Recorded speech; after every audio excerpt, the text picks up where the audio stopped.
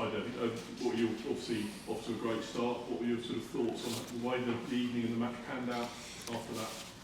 Yeah, at the end of the day, disappointing that we did not get something out of the game. I think we started quite well, first 25-30 minutes, got the lead, controlled more or less the game.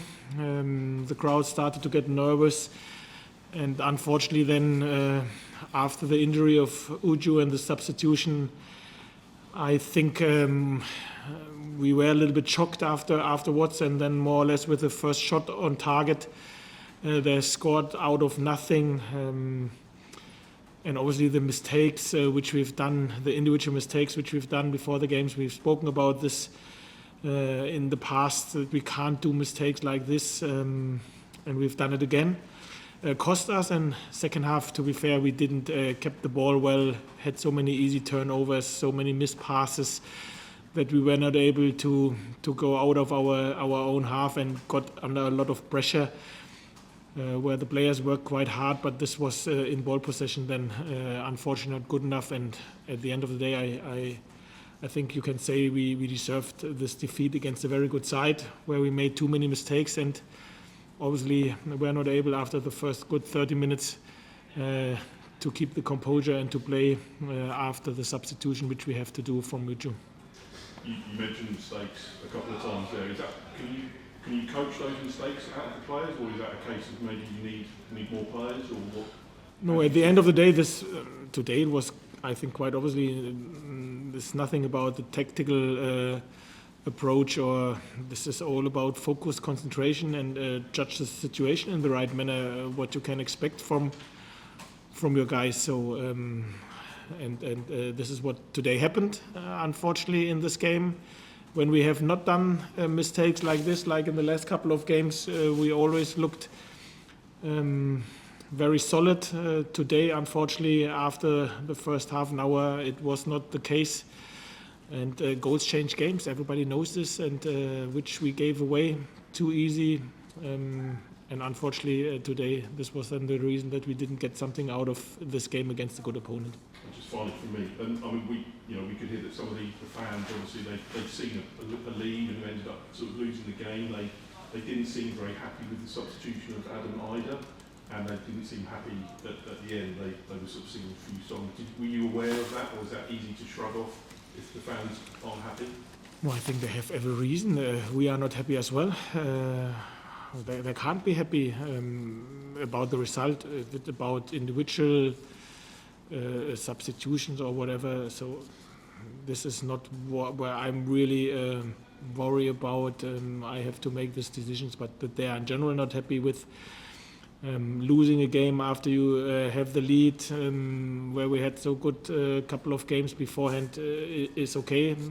But at the end of the day, we have to make sure that we be not happy today and tomorrow, but then we have to reset, and on Sunday we go again and have to make sure that we play like we've done in the first half an hour and the last couple of games. And this is exactly our aim, and we have to stop to do mistakes like we've done in this game, because if you do so huge mistakes, it's always difficult to get something out of games.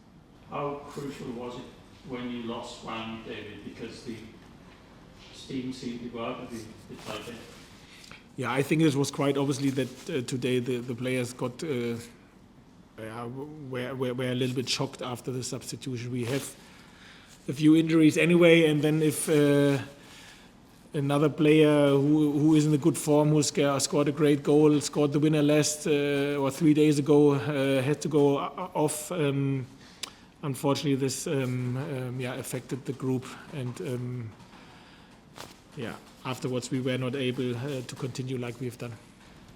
Do you know what the injury was? Looks like a hamstring injury. Thank you. Should the winning goal have stood? It looked like offside. The initial shot. I haven't checked it, to be fair. I haven't checked it. David, you're not concerned now, as you said there, the fans again, the narrative will come back to you and your position, like where we were before Cardiff. Yeah, it's not nice for sure, but listen, 2 weeks it was quiet, and now we lost the game where we were able to win after a good start. I understand the frustration, but at the end of the day, this doesn't help, and I will not get affected by it because at the end of the day, I understand frustration. As I said, I am as well today and tomorrow, and then I reset the group and set them up that we can do everything to win in Bristol, and then it will be different again. So this is unfortunately the nature of the game. To say, as you said at the outset there, that too many individual mistakes again. You've spoken in the last couple of weeks on this 2-game winning run about tough talking at Colney, and the players need to eradicate them. So to get that again today, you know, what can you do as a head coach? At the end of the day, the thing what you can do is to finger point, to name it, to show it, and to make clear you have to do better, and you are better than this. I'm absolutely not happy. Unfortunately, it's not as easy because it's not always the same one, because then it's quite easy that you can say, okay, come on, you get a break, take a breather, and then you go again. But at the end of the day, we have too many of these mistakes, 2 big ones, where you can say, okay, no one can solve then the problem if you do a mistake like this. Just on the substitution, what was it, you know, bringing Liam Gibbs on there? What were you looking to do? What were you trying to do in terms of affect the game with that substitution? The speed which he has at the end of the day, and that he is able to have a good big foot turn in tight spaces. I think with him and Borja later on, there were exactly moments and movements which we expected from them in this moment, and this is why we made this substitution. Yeah, and obviously Borja, you know, had that great chance there, showed his quality inside the box. I mean, is he pushing really hard now to start again? Because, you know, still you haven't decided to go. Yeah, of course. David, I don't watch Norwich every week, and I don't hear what the fans have been saying every week, but obviously the narrative has been mentioned with those 2 wins. Do you think that's bought you enough credit at the club? Because it's not necessarily what the fans think, it's what your bosses think. No, what's about credit? Listen, at the end of the day, the supporters show their feelings, which is fine, and obviously after today's result, they were not happy. So this they're right to show. If we would have won it, it would be different. So this is nothing where I really get affected by or where I'm focused on. I'm focused on the work. I've seen a few things which we had in our head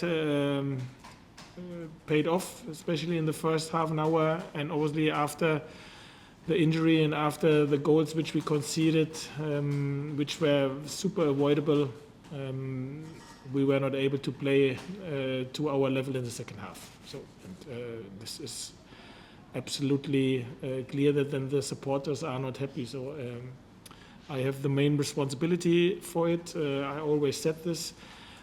But I always said as well, the players win the games. They cross the white line and they win the games, and this will always be the case as well. And obviously with the new sporting director coming in, that's one of the main subplots to the club at the moment. Do you feel like you're on a bit of a trial period under this new sporting director? No, I don't feel I'm on trial. So I think I'm long enough in the business that everybody knows what he gets from me, and so I don't feel I'm on trial. I work my socks off with my backroom stuff as well to win football matches with his team. Today it didn't happen after a good start. As I said, we have to take the emotion today and tomorrow, and then we have to take it out of them, reset ourselves, and go on Sunday again. David, do you have any idea at this stage how serious the plying injury is? No. Obviously there will be a scan, and then we will see how serious it is. And if he does miss games, how big of a miss will he be for you? I know you said obviously the players were affected tonight, but in the long term, or in however long he's injured, how much of an impact will that have? Yeah, now we wait how serious it is and what it really means. But obviously, you've seen he's in a good form. Scored goals for South Korea, scored for us in the last couple of games, the games before. He worked very hard as well, so I think he now comes back to his best after he came back to us, because he settled on quite well, and obviously it would be a blow if he will be injured for a long time, but can I say we are used to injuries now after what we experienced so far? We will have to see and assess, and then we will see how long he will be injured. Thank you. Okay, thank you everybody. Bye-bye.